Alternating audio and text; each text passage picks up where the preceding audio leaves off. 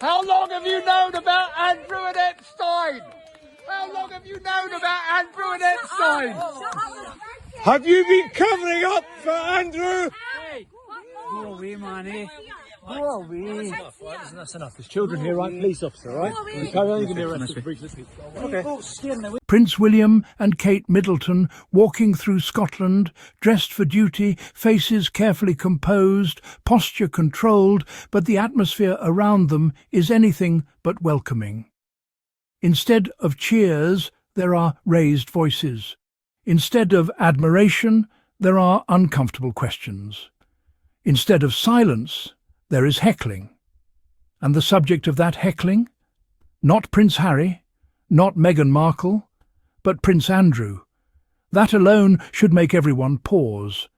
Because for years we were told Harry was the problem. Harry was the embarrassment. Harry was the liability. Harry was the one damaging the monarchy. And yet here we are.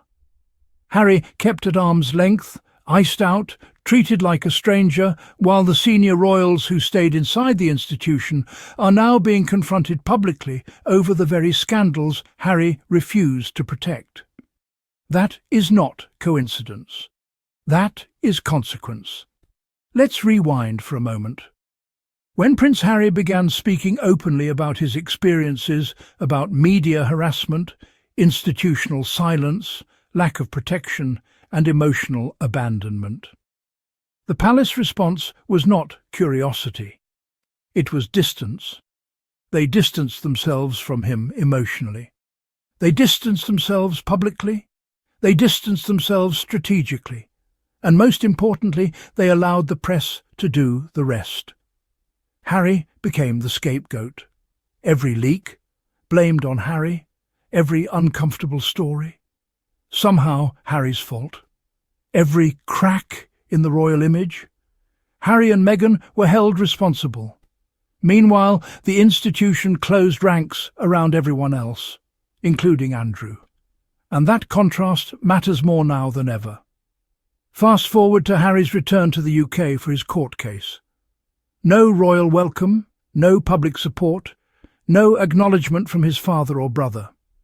Harry arrives not as a prince embraced by family, but as a man standing on principle, fighting the very media machine that the palace has relied on for decades. He walks into court supported by friends, not relatives. And the message from the palace is unmistakable. We want nothing to do with this. They wanted distance from Harry because he represents accountability. And accountability is dangerous to systems built on silence. Contrast that with what we're seeing in this image. William and Kate are not at court. They are not taking a stand. They are not challenging the media. They are on a public visit, and the public is challenging them. People are demanding answers about Prince Andrew. People are refusing to look away. People are breaking the unspoken rule of polite silence. This is exactly what the palace feared Harry would cause, and now it's happening anyway, without him even being there.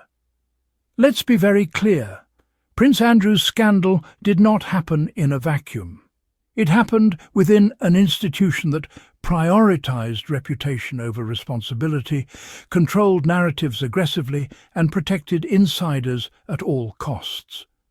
And when questions arose, the strategy was simple: delay, deflect, distract. Harry refused to play along with that strategy, and for that he was labelled disloyal. But what we're seeing now is the public catching up. The same public that was encouraged to mock Harry is now asking why certain people were protected while others were punished. Why was Harry stripped of security while others remained shielded? Why was Harry silenced while victims were allegedly pressured? Why was truth framed as betrayal? Those questions are now being asked out loud, in crowds, in public, in front of cameras. Some people will try to downplay this. They'll say, "Oh, it was just a few voices." They'll say, "It doesn't mean anything." They'll say this happens to public figures. But that's not the point. The point is that this didn't happen when Harry was still the convenient distraction. As long as Harry was positioned as the villain, the institution felt safe. But once he stepped away, once he stopped absorbing the blame, the spotlight shifted back to where it belonged. And suddenly the silence wasn't holding anymore. This is the part no one likes to admit. Harry warned about this. He warned about the dangers of unchecked power. He warned about institutional complacency. He warned about what happens when image becomes more important than integrity. And instead of listening, they froze him out.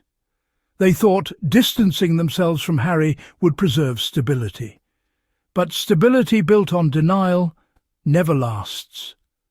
Harry was accused of embarrassing the monarchy, yet he is not the one being heckled. Harry was accused of harming the institution, yet he is not the one facing angry crowds. Harry was accused of refusing duty, yet he continues to fight for accountability in court. Meanwhile, those who stayed quiet are now being confronted in public. That image, that moment, that is what happens when silence runs out. This isn't about William and Kate personally. This is about a system that chose to exile the truth-teller instead of addressing the truth, a system that punished honesty and rewarded compliance, a system that believed optics could outlast reality.